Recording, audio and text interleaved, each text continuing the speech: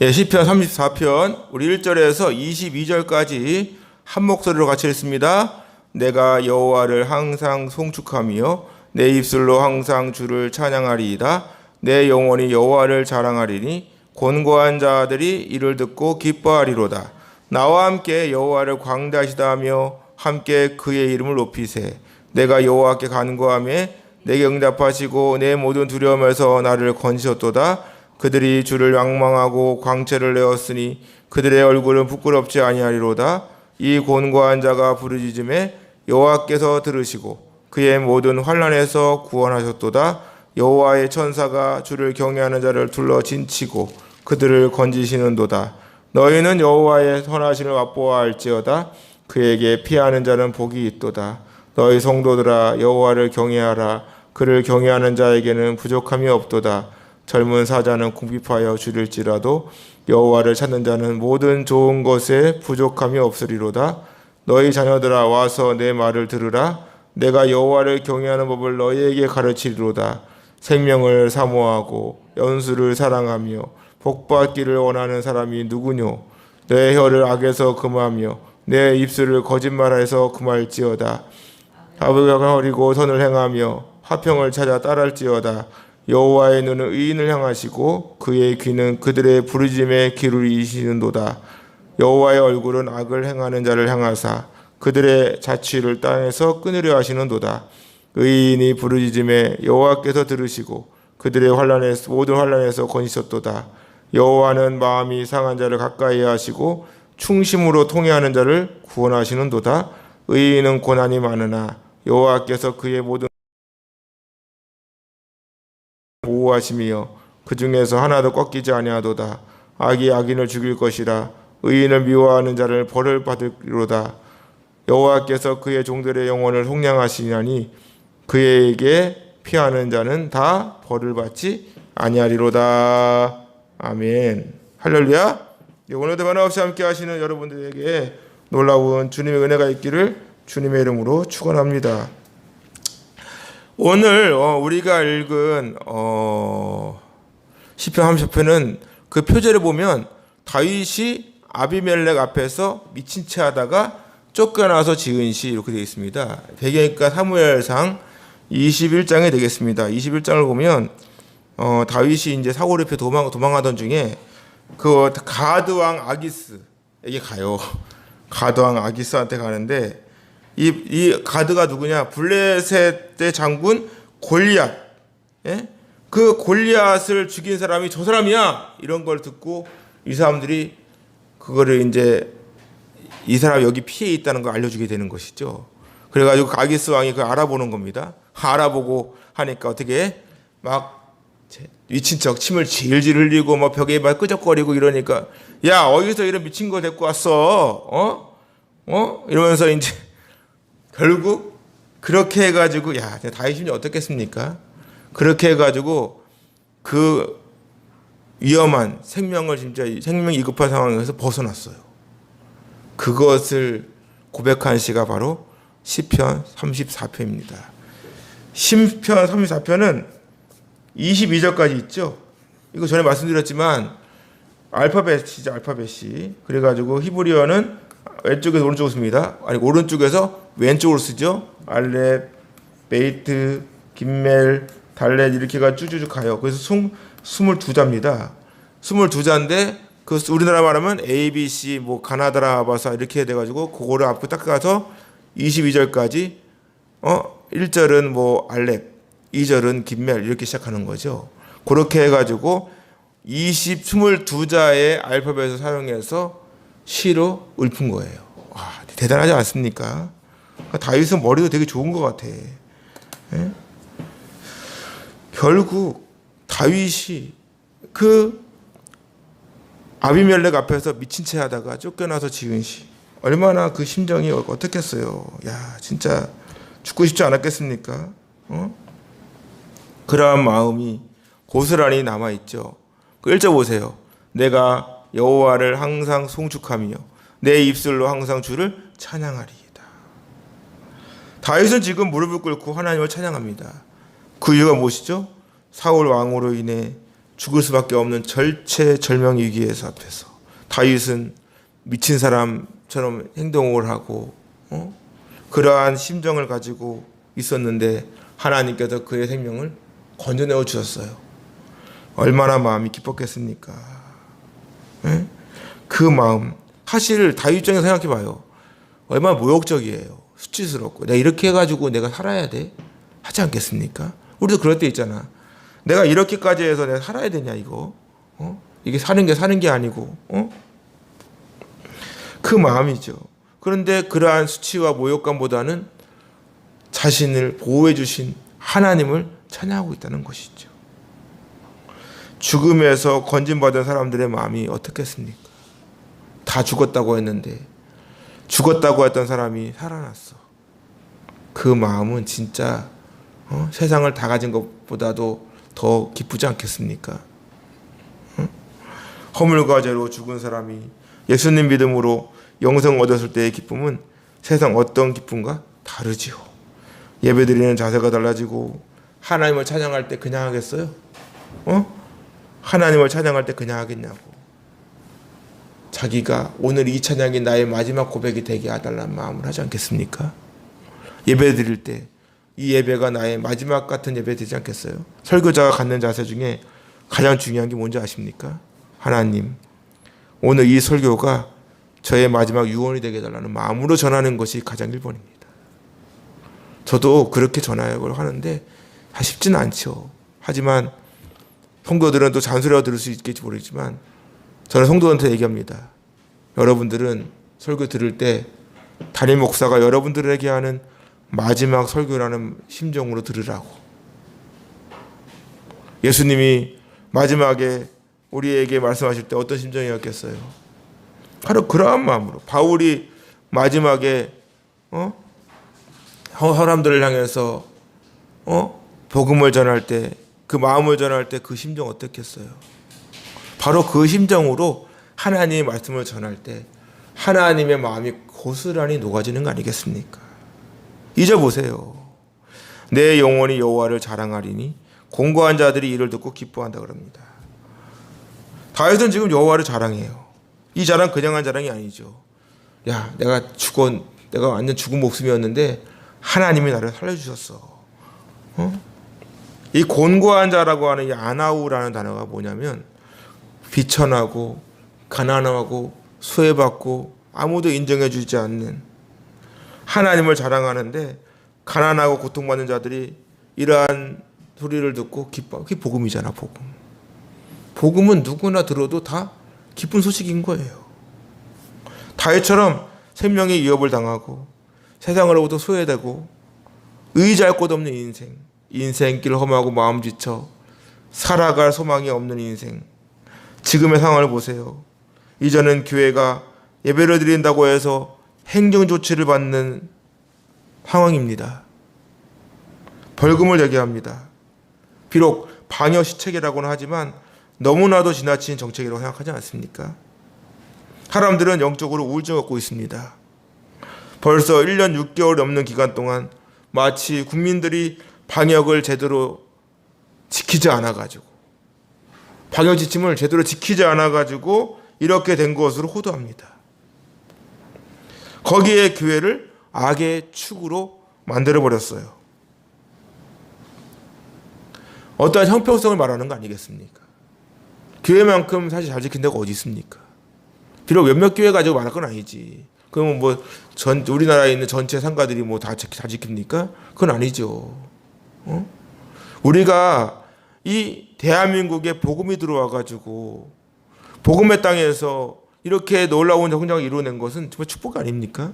근데 이제 와가지고는 교회에 대하여 비난을 가하고 예배를 드리는데 예배를 너무 안이하게 생각을 하고 주일을 지키는데 주일날에도 그냥 교회만 달랑 갔다 갔다 하는 그러한 가벼운 신앙. 도대체 누구를 위한 예배고 누구를 위한 신앙입니까? 그러한 결과가 바로 이러한 것을 초래한 거예요. 나 너희들의 예배 안 받겠어. 나 너희들의 그 믿음을 나는 인정 못하겠다.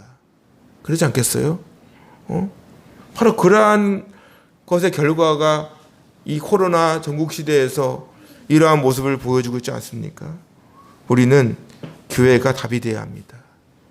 교회가 위로와 소망이 돼야 돼요. 지금이야말로 복음을 전해야 할 때인 줄로 믿습니다. 하나님을 인정하고 하나님을 자랑할 때예요. 말씀 보세요. 나와 함께 여호와를 광대하시다며 함께 그의 이름을 높이세요. 나와 함께 하나님을 위대하고 하나님의 그 강함을 찬양합시다. 나를 구원해 주시기 위해 생명까지 아낌없이 내어주신 주님의 이름을 높이세. 내가 여호와께 간구하며 내게 응답하시고 내 모든 두려움에 나를 건지신 하나님. 죽을 수밖에 없는 상황에서 하나님을 찾는 그 다윗의 심정이 어떻겠습니까? 이 간구하다는 단어가 다라시입니다. 다라시. 간구는 기도잖아. 근데 왜 다라시로 해놨을까? 이 다라시라는 단어는 수시로 하나님을 찾고 구하고 두드리고 문의하는 거예요. 죽을 수밖에 없는 상황 속에서 하나님을 찾는 다윗의 심정, 목숨을 지키기 위해 미친 사람처럼 행동할 수밖에 없는 다윗의 마음이 어떻겠습니까? 그러한 심정으로 하나님을 찾고 두드리고 다윗의 기도에 응답해 주시는 하나님. 제가 그랬었어요, 예전에. 세상살이가 너무 힘들어가지고 밖에 나가서 술 마시고 이러면 되는데 오히려 그것보다는 시간에 구애받지 않고 수시로 하나님을 찾을 때가 있었어요. 하나님, 나 좀 데려가시라고. 너무 힘들다고. 인생이 왜 이러냐고. 내 인생은 무슨 저주받은 인생이냐고. 이럴 때가 있었습니다. 그런 사람이 지금은 하나님의 은혜로 말씀을 선포하고 있지 않습니까? 나를 건지셨도다라고 하는 나찰이라는 단어는 어떠한 물건을 빼앗듯이 마치 물고기를 낚시질하다가 물고기가 거쳐서 낚아채듯이 바로 그런 걸 의미합니다. 그러한 낚아채듯이 다윗을 구원해 주신 하나님. 그들이 주를 앙망하고 광채를 내었으니 그들의 얼굴은 부끄럽지 아니하리로다. 그럼 여기서 그들은 누구일까요? 여기서 그들은 누구일까? 사무엘상 22장에 보면 그러므로 다윗이 그곳을 떠나 아둘람 굴로 도망하며 그의 형제와 아버지의 온 집이 듣고 그리로 내려가서 그에게 이르렀고 환난당한 모든 자와 빚진 모든 자와 마음이 원통한 자가 다 그에게로 모였고 그는 그들의 우두머리가 되었는데 그와 함께한 자가 400명가량이었더라. 도망을 다니고 있는 다윗을 향해서 400명의 사람들이 모여요. 이 사람들은 세상 가운데 아무도 인정해 주지 않고 비천하고 소외된 사람들입니다. 상처받는 사람들인 거예요. 다윗이 도망다닐 때 다윗과 함께한 사람이 바로 이런 사람들이었단 말이죠. 이 사람들이 주를 앙망하고 광채를 내었다고 고백합니다. 주님만 바라보고 하나님께 소망을 두는 사람들. 나바트는 보통 보다가 나한데 이 나바트라는 단어는 뭐냐면 어떤 것을 주목하는 겁니다. 주시하는 거예요. 주를 앙망한다는 것은 하나님께만 모든 것을 집중하는 거죠. 하나님을 집중하고 하나님 바라보니까 광채가 납니다. 삶이 공고하고 비천하고 아무런 소망이 없이 살아가는 사람들의 그 모습이 어떻겠습니까? 지금 코로나로 인해 사업이 어려워지고 이제는 저녁에 2명이라 2명. 맛집 같은 경우에는 배달까지 들어오지만 어정쩡한 식당이나 이런 데는 안 그래요. 사람들이 가지도 않지만 자꾸 목 쓰게 하니까 들어가고 싶지가 않은 거야. 혹여라도 코로나 나오면 또 전화 와요. 그러니까 어떻게 배달업체 전화해가지고 배달 여기 오나 뭐 이런 거 있잖아. 배달민족인가 뭐 이래가지고 전화하잖아 이제. 쿠팡 이츠 뭐 자꾸 생기잖아요 막. 그 전화해가지고 전화만 딱 하면은 바로 배달이 옵니다. 그 어정쩡한 맛집은 장사가 더 안 되는 거예요. 그리고 또 인원 제한 시켜놔가지고 또 못 모이고 얼마나 힘들고 어렵겠습니까? 코로나로 죽는 것보다 오히려 삶이 비천해져가지고 살 소망을 잃어버리는 사람들이 더 많아. 너무 힘들지 않겠어요? 근데 이러한 사람들에게 뭐가 있죠? 복음의 빛이 쑥 들어가는 것이죠. 복음의 빛이 임하니까 모든 근심과 걱정이 다 물러가고 부끄럽지가 않은 거예요. 자신의 환경이나 상황으로 인해 부끄럽지가 않은 거예요. 예전 같으면 내가 왜 이렇게 살아야 될까? 내 인생은 왜 이럴까? 이럴 텐데 복음의 빛이 들어오니까 오히려 위로가 되는 거예요. 하나님께로부터 힘과 위로를 받으니까 얼굴이 밝아집니다. 그게 복음의 능력이에요. 우리가 하나님 만나면 밝아져요. 얼굴에서 웃음꽃이 피어야 합니다. 더 이상 세상 즐거움을 찾지 않아요. 참된 위로와 소망은 하나님께 있기에 그 하나님의 은혜와 사랑으로 새로운 소망을 품게 되는 거예요. 다른 사람들의 눈치를 보지 않습니다. 다른 사람의 눈을 의식하지 않아요. 이제는 당당하게 주님 바라보고 주님의 복음을 전하는 사람이 되는 것이죠. 6절 보세요. 이 곤고한 자가 부르짖음에 여호와께서 들으시고 그의 모든 환난에서 구원하셨도다. 곤고한 자, 가난하고 비천하고 억압받는 저와 여러분들과 같은 그러한 사람들이 하나님께 부르짖습니다. 세상에서 가난하고 비천하고 억압받는 영혼들이 하나님께 부르짖으니까 하나님께서 그 모든 기도를 들으시고 모든 환난에서 구원하셨다. 다윗이 스스로 그것을 체험한 거 아닙니까? 그것이 바로 기도의 힘이지요. 하나님께서는 우리의 작은 신음에도 귀를 기울여 주십니다. 우리가 어떠한 처지에 처하더라도 하나님께서는 우리를 보호하시고 구원해 주십니다. 마치 엄마의 모든 촉이 아이를 향해 있는 것처럼 살아계신 하나님의 모든 관심은 예수님 믿고 구원받은 하나님의 자녀를 향해 있다는 사실. 그렇게 우리는 기도의 끈을 놓치면 안 돼요. 새벽을 깨워야 합니다. 기도하기를 쉬워서는 안 됩니다. 수시로 하나님을 찾고 두드리고 하나님 만나야 돼요. 오직 하나님만이 우리의 구원자심을 인정하고 수시로 하나님께 나아가야 합니다. 그 시간이 바로 이 아침마당 기도의 시간인 줄로 믿습니다. 7절 보세요. 여호와의 천사가 주를 경외하는 자를 둘러 진치고 그들을 건졌대. 이 진쳤다는 건 뭡니까? 사방으로 에워싸는 거예요. 하나님께서는 천사를 통해 하나님을 경외하는 자들을 두르시고 보호해 주십니다. 그리고 그들을 건져내어 주셨다고 고백해요. 마치 어둠에 갇혀있는 모습으로 살아가는 인생을 밝은 빛으로 빼내어서 자유롭게 해주시는 그 하나님. 그 하나님께서 지금 이 시간도 우리와 함께하고 계신 줄로 믿습니다. 너희는 여호와의 선하심을 맛보아 알지어다. 그에게 피하는 자는 복이 있다. 직접 하나님의 그 살아계심을 몸소 체험한 사람의 마음이 어떻겠습니까? 그 전간에도 하나님이 살아계신 거 맞아? 그거 거짓말 아니야? 에이 무슨 소리 하는 거야? 하나님 어디 살아계셔? 이러는 사람이 직접 자기가 체험하면 어떻게 되겠어요? 오히려 스스로가 누가 아니야 라고 해도 오히려 화를 내면서 증거하지요. 복이 있다 그랬습니다. 복이 있다. 자주 나온다 했지. 복이 있다. 아샤르. 복이라는 단어와 함께 똑바로 가는 거예요. 똑바로 가다. 우리가 어려움과 환난 속에서 하나님께 피하는 그 자체가 복이라는 사실을 알고 계십니까? 요즘처럼 교회 가지 말아라, 예배드리지 말아라, 이렇게 말을 하고 온갖 행여유치를 내세워 불이익을 준다고 해도 나는 그럴 수 없다. 나는 하나님께 가야 된다. 예배를 드려야 된다. 라고 하는 그 마음, 그렇게 하는 자체가 축복이라는 사실을 믿을 수 있길 바랍니다. 하지 말라고 하는 소리는 누구의 소리겠습니까? 사단의 음성 아니겠어요? 하나님께 예배를 드리라는데 예배 드리지 말래. 그거 누구의 소리야? 일제 강점기 때 주기철 목사님께서 옥살이를 할 때 많은 목사님들이 주기철 목사님을 찾아서 회유했죠.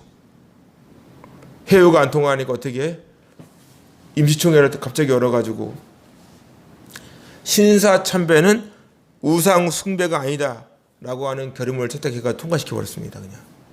그러니까 사람들이 자유로워진 거야. 그러니까 신사참배 왜 자꾸 목숨까지 잃어버리 생명까지 이어받으니까 이제는 그럴 필요가 없어. 왜?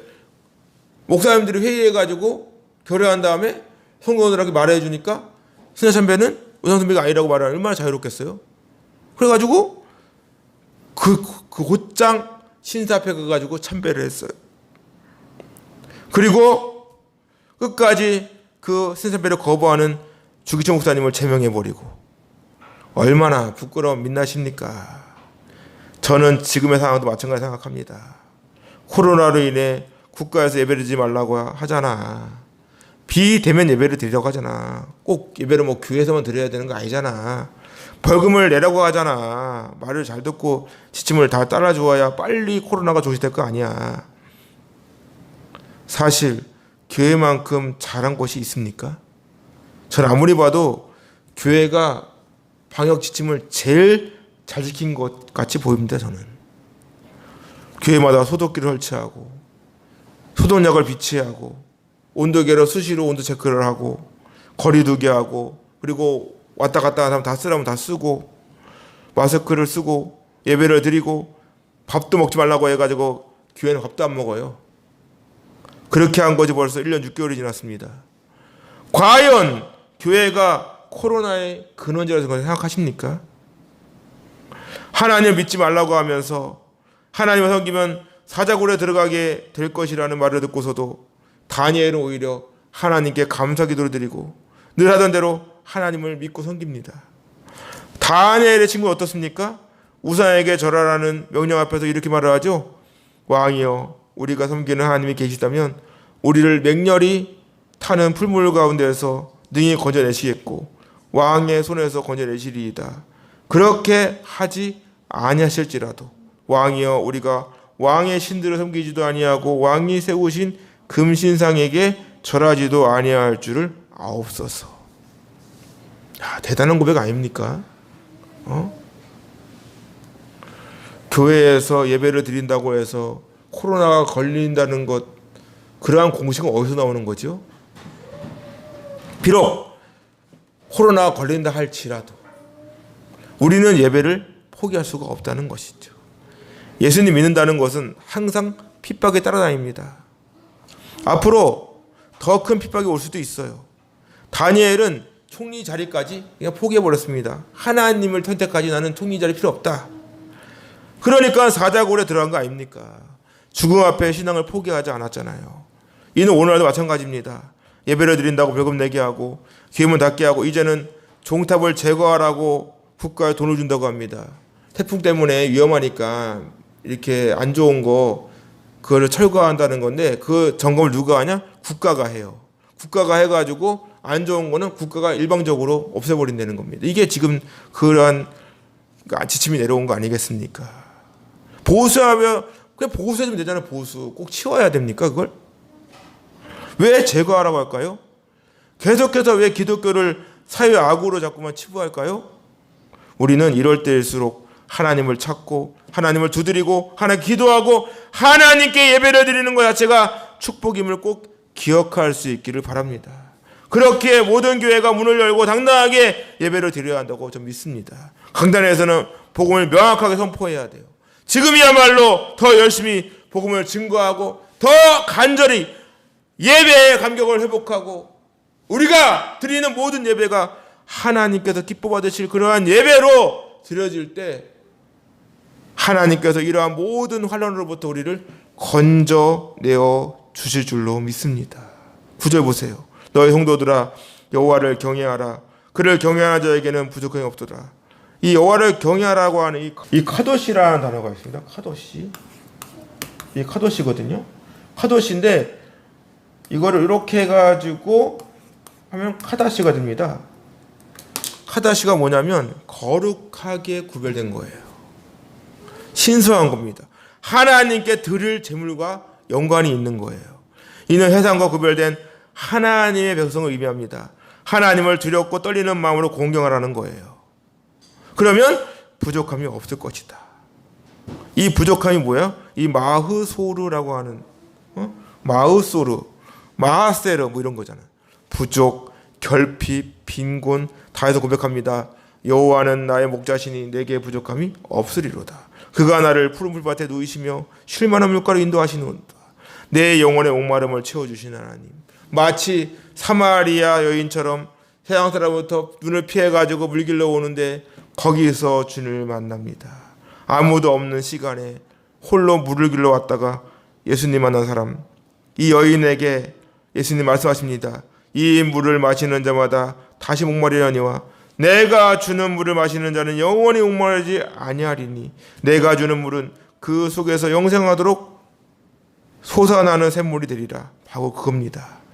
그렇기 때문에 우리는 하나님을 가장 가까이 만날 수 있는 예배를 사모해야 되는 거예요. 아버지께 참되게 예배하는 자는 영과 진리로 예배했다가 요나니 곧 이때라. 아버지께서는 자기에게 이렇게 예배하는 자들을 찾으시느니라. 하나님 영이시니 예배하는 자가 영과 진리로 예배할지니라. 우리에게 예배 시간은 나의 목마름이 채워지는 시간인 줄로 믿습니다. 예배를 포기하면 모든 것이 다 무너지는 거예요. 우리는 다른 것은 몰라도 절대로 예배를 포기해서는 안 됩니다. 끝까지 예배를 사수해야 돼요. 이 세대가 예배를 드리지 못하게 하고 예배드리지 않는 것을 합리화한다 치더라도 이 자리에 모인 저와 여러분만이라도 끝까지 예배로 나아갈 수 있기를 바랍니다. 그것이 하나님의 선하시고 기뻐하시고 온전하신 뜻인 줄로 믿습니다. 하나님께서는 지금 이 시간도 예배자를 찾고 있습니다. 말씀 보세요. 젊은 사자는 궁핍하여 줄일지라도 여호와를 찾는다는 모든 좋은 것에 부족함이 없을지로다. 젊은 사자가 뭡니까? 힘이 넘치고 빠르게 움직일 수 있는 사자 아니야. 이런 사자가 줄일 일이 있습니까? 먹이를 찾지 못해 굶주린다는 것이 말이 돼요? 하지만 여호와를 찾는 모든 좋은 것에 부족함이 없으리로다. 젊은 사자가 굶주릴지라도 여호와를 찾는 사람들은 모든 좋은 곳에 부족함이 없대요. 여기서 찾는 자가 다라시잖아요. 수시로 하나님을 찾고 만나고 두드리고 세상 사람들이 무슨 말을 하든 어떠한 불이익이 오든 수시로 하나님 찾고 하나님을 구하고 열심히 하나님께 나아가는 자는 모든 좋은 곳에 부족함이 없게 해줄게. 여기서 부족함이라는 단어가 하세르라는 단어인데 이 하세르는 뭐냐면 부족한 건데 이거는 어떠한 모자른 게 아닙니다. 내가 갖고 싶은 것을 갖지 못한 부족함이 아니라 이것은 어떠한 수입이 줄고 이런 걸 의미해요. 감소되는 거예요. 감소되는 거. 내가 있는 것에서 줄었어. 그걸 의미합니다. 그래서 앞에 나오는 10절에 나오는 부족함과 여기 나오는 부족함은 다른 거예요. 그래서 다시 말씀드리면 앞에 나오는 부족함이 내가 결핍되고 뭐가 없는 것이라면 이거는 어떠한 기준에서 감소가 되는 겁니다. 내가 늘 수입이 들어왔었는데 100만 원이 들어왔었는데 90만 원이 줄어. 이런 걸 의미하는 거예요. 이러한 것이 없을 것이다. 절대 부정부를 사용해서 절대로 그러할 일은 없는 거야. 부족함 없이 내가 치워줄게. 저는 이것이 11조의 역사라고 저는 믿습니다. 그리스도인들에게 있어서 가장 중요한 신앙의 자세가 있다면 두 가지가 있죠. 철저한 주일성수와 온전한 11조. 저는 이것이 신앙에 있어서 가장 중요한 축이라고 저는 믿습니다. 이것만 잘해도 하나님께 인정받고 칭찬받게 될 거예요. 1년에 50주일이 52번입니다. 52주 주일 예배, 52주 수요 예배, 52주 금요기도회, 그와 함께 새벽을 깨우고 이것만 잘해도 하나님께 인정받는 믿음이 될 줄로 믿습니다. 그와 함께 11조 어떻습니까? 저는 지금까지 11조를 잘해서 망한 사람 본 적 없습니다. 비록 망한다고 하더라도 하나님께서 반드시 일으켜 주십니다. 당대에서 안 되면 다음 세대에서 반드시 하나님께서 보상해 주세요. 주의 성수가 구원받은 자로서의 모범된 삶이라면 11조는 성화된 자가 반드시 해야 되는 모범이라고 믿습니다.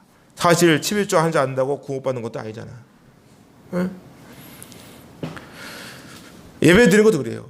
예배 안 드려서 구원받는 게 아니라 구원받은 백성이기 때문에 예배를 드리는 거예요. 카도시 거룩하게 구별된 사람들이기 때문에 예배를 드리는 거예요. 11조도 마찬가지입니다. 11조 안 한다고 구원받는 거 아니에요. 하지만 상급은 있잖아. 11조 안 하면 상급이 없는 거 아니겠습니까? 오히려 있는 것도 빼앗겨야 되겠죠. 그렇기 때문에 절대로 11조는 빼먹지 않기 바랍니다. 그것이 복받는 지름길인 줄로 믿습니다. 사실 복받으려고 11조 하는 거 아니지만 구원받은 자로서의 가장 하나님께 감사할 수 있는 게 11조 아니겠습니까? 그 11조를 드림으로 나아가 하나님께 가장 귀한 것을 드리는 믿음의 자세잖아요. 그것이 바로 복받는 지름길이다. 11조는 하면 할수록 반드시 늘어나게 되어 있습니다. 그와 함께 너희 자녀들아 와서 내 말을 들으라. 내가 여호와를 경외하는 법을 너에게 가르쳐 줄게. 하나님께서는 하나님 말씀을 잘 들으라고 명령하십니다. 그것은 하나님을 섬기고 하나님 말씀대로 살아가는 법을 우리로 하여금 훈련시키고 가르쳐 주겠다는 거예요. 대표적인 예가 뭐예요? 바로 광야입니다. 광야.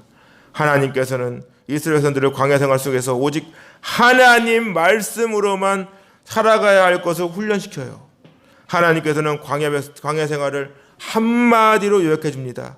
내 하나님 여호와께서 이 40년 동안에 내게 광야 길을 걷게 하신 것을 기억하라. 이는 너를 낮추시며 너를 시험하사 내 마음이 어떠한지 그 명령을 지키는지 지키지 않는지 알려 하심이라. 너를 낮추시며 너를 줄이게 하시며 또 너로 알지 못하며 내 조상들도 알지 못하던 만나를 내게 먹이신 것은 사람이 떡으로만 살 것이 아니요 여호와의 입에서 나오는 모든 말씀으로 사는 줄을 내가 알게 하려 하심이니라. 바로 그겁니다. 하나님께서는 우리 인생의 주인이십니다. 그렇기 때문에 우리는 하나님 말씀에 온전히 순종하고 그 말씀을 하기만 하면 그것이 바로 축복된 길임을 우리는 꼭 기억해야 되는 줄로 믿습니다. 생명을 사모하고 연수를 사랑하여 복받기를 원하는 사람이 누구냐? 하나님을 경외하고 하나님 말씀대로 살아가는 사람은 생명의 주관자이신 하나님을 바라보고 사모하고 그분의 인도함 따라 순종하며 나아가는 자체가 축복임을 우리는 믿어야 되는 것이죠. 이러한 사람은 내 혀를 악에서 금하며 내 입술을 거짓말에서 금할지어다. 한마디로 말을 조심한다는 거예요. 사실 다윗이 사울을 피해 도망가고 있는 상황에서 가는 곳마다 얼마나 거짓된 말이 난무했습니까? 그러한 말이 오히려 다 힘들게 했잖아요. 가드와 아기스에게 도망갔더니 거기서도 또 다윗에 대해서 일러바치는 바람에 죽을 뻔하고 그와 함께 악을 버리고 선을 행하며 화평을 찾아 따를지어다. 다윗은 고백합니다. 여호와의 눈은 의인을 향하시고 그의 귀는 그들의 부르짖음에 기울이시는도다. 하나님께서는 기름 부음 받은 다윗을 항상 지켜보고 계십니다. 그 증거가 위험하고 어렵고 힘든 순간 속에서도 하나님께서는 끝까지 다윗을 보호해 주시죠. 이 향하시고라는 이 샤우아 라는 이 단어가 뭐냐니까 도움을 청하는 부르짖음입니다. 도움을 청하는 부르짖음. 하나님의 모든 관심은 예수님 믿고 구원받은 하나님의 자녀를 향해 있습니다. 우리가 예수님의 이름으로 기도하기만 하면 하나님께서는 우리의 부르짖음에 귀를 기울여 주시고 응답해 주십니다. 지금이 바로 그러한 시간인 줄로 믿습니다. 지금처럼 교회가 어려움을 겪고 신앙생활하기 어려운 때가 있었습니까? 우린 영적으로 구해야 합니다. 지금의 때가 21세기 핍박입니다. 대놓고 핍박하는 것이 아니라 지능적으로 교회에 어려움을 줍니다. 누가 봐도 불공평한데 사람들이 인식을 못해요. 어느 기관이 100% 문을 닫게 하고 밥을 먹지 못하게 합니까? 도시락을 먹게 하잖아요. 그런데 교회는 모든 것이 완전히 금지되었어요. 그 이유가 무엇인지 아십니까? 하나님의 존재를 부인하고 기독교는 사회 악이라고 규정해 놓았기 때문이죠. 종교는 무용지물이다. 이제는 교회 종탑까지 손을 벌어갑니다. 태풍 때문에 위험할 것 같으면 보수해주면 돼요. 그런데 국가가 나서가지고 안전점검을 해서 불합리하면 돈을 들여가지고 답을 없애버린답니다. 어느 나라든지 하나님의 존재를 부인하면 그 나라는 소망이 없습니다. 어떻게 되는지 보세요. 16절 여호와의 얼굴은 악을 행하는 자를 향하사 그들의 자취를 땅에서 끊으려 하시는도다. 이것이 무서운 심판입니다. 이 끊으려 한다는 이 카라트는 뭐냐면 언약을 깨는 거예요. 언약을 자르는 겁니다. 하나님께서는 악인의 흔적을 완전히 기억조차 못하게 만들어버립니다. 출애굽 10장에 보면 아말렉이 쳐들어왔어요. 무리바에서 물이 너무 때문에 이제 왔겠죠. 그래서 아말렉 사람들과 이제 싸우게 되는데 모세가 저 올라가가지고 손을 들면 이기고 내리면 막 쳐. 여호수아 싸우고 있는데 근데 결국 여호수아가 이겼죠. 하나님의 은혜로 이깁니다. 이기고 나니까 하나님 뭐라 말씀하시냐면 모세에게 말하기를 이것을 책에 기록하여 기념하게 하고 여호와의 귀에 외워 들리라. 내가 아말렉을 없이하여 천하에서 기억도 못하게 할 것이다. 이게 구원받지 못한 사람들의 결과입니다. 하나님께서는 구원받지 못한 사람에게는 관심이 없어요. 그렇기 때문에 의인이 부르짖음에 여호와께서 들으시고 그의 모든 환난에서 건지셨도다. 그러니까 우리는 기도하기를 쉬어서는 안 됩니다. 계속 부르짖어야 돼요. 끊임없이 하나님께 부르짖어야 합니다. 하나님만이 우리의 구원자이십니다. 그 하나님께서는 여호와는 마음이 상한 자를 가까이 하시고 충심으로 통회하는 자를 구원하신다. 이 마음이 상했다는 건 뭐예요? 마음이 깨지고 부서지고 완전히 회복 불가능한 상태. 이 충심으로 하는 자리 루하우입니다. 루하우 영입니다. 영. 통회하는 자 회개하다입니다. 회개하다. 근데 회개하다는 뜻과 함께 이 다카라는 단어는 눌러서 으깨고 부수고 분쇄하는 거예요. 충심으로 통회했다는 것은 뭡니까? 그 마음이 완전히 무너지고 뭉개지고 완전히 깨져버린 거예요. 이러한 사람을 하나님께서는 구원해 주신다는 것이죠. 지금도 얼마나 많은 사람들이 상처 속에 살아가고 있는지 모릅니다. 괴롭고 힘든 광야 같은 인생 속에서 소망이 없이 살아가는 사람들을 봅니다. 삶이 완전히 피폐해지고 감당할 수 없는 어려움과 괴로움 속에 살아가는 사람들. 다윗만 보더라도 그 인생이 얼마나 괴로운 인생이었습니까? 언제 죽을지 모르는 인생 속에서 여기저기 도망다니는 다윗. 그 다윗이 오직 자신을 구원해 주실 분은 하나님밖에 없음을 고백하고 있습니다. 19절 보세요. 의인은 고난이 많으나 여호와께서 그의 모든 고난에서 건져 주시는도다. 하나님을 믿음에도 불구하고 수많은 고난 속에 살아가지만 그 고난 속에서 건져내 주심은 하나님밖에 없습니다. 오늘날도 보세요. 차라리 교회 다니지 않고 하나님 믿지 않는다면 고민할 필요가 없습니다. 저도 만약 하나님 믿지 않았다면 그래 맞아 교회가 문제야. 교회가 그 예배를 드리지 말라는데 예배를 드리고 그래. 문 닫고 드리면 안 돼? 꼭 가가지고 뭐 집에 가서 드리면 안 되는 거야? 꼭 그래서 뭐 해야 돼? 똑같이 이런 말을 했겠죠. 하지 말라면 하지 말아야지. 하여튼 교회가 문제라니까. 하여튼 개독교야 개독교. 이렇게 똑같이 욕을 했겠죠. 온갖 비난을 하고. 다니엘도 하나님을 믿지 않았다면 사자굴에 들어갈 일이 없었습니다.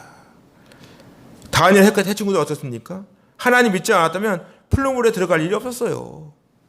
주기철 목사님, 손양원 목사님, 그 외에 많은 순교자들, 이러한 분들이 고난을 당하고 순교하게 된 이유가 뭡니까?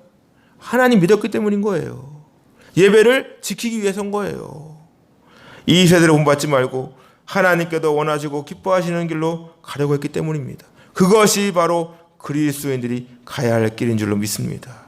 갈라디아서 1장 보니까 이제 내가 사람들에게 좋게 하랴, 하나님께 좋게 하랴, 사람들에게 기쁨을 구하랴. 내가 지금까지 사람들의 기쁨을 구하였다면 그리스도의 종이 아니니라. 여러분 어느 쪽이십니까? 우리가 고난을 받는 것이 예수님 믿고 구원받은 하나님의 자녀로서 하나님께서 기뻐하시는 길로 가기 때문 아닐까요? 그렇기 때문에 사람들로부터 비난을 받고 어려움을 겪게 되지만 하나님께서 원하시고 기뻐하시는 길이라면 우리는 묵묵히 그 길을 가는 거예요. 그게 사명이잖아. 하나님께서 가장 기뻐하시는 것이 예배니까 예배를 못 드리게 하는 거 아니겠습니까?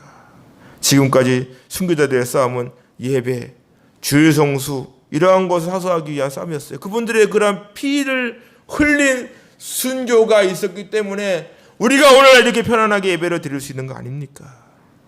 주님 말씀하십니다. 세상에서는 너희가 환난을 당하나 담대하라. 내가 세상을 이기었노라. 힘을 내세요. 하나님께서는 영원토록 우리와 함께 하십니다. 세상 속에서는 실패하고 패배한 것처럼 보이지만 우리를 사랑하시는 하나님께서는 반드시 승리를 주십니다. 그 증거가 바로 구원이에요. 구원은 누구도 빼앗을 수 없습니다. 기름 부음 받은 다윗을 왕위에 올려놓으신 그 하나님. 그 하나님께서는 지금도 살아계셔서 이 시간도 우리와 함께하고 계시는 줄로 믿습니다.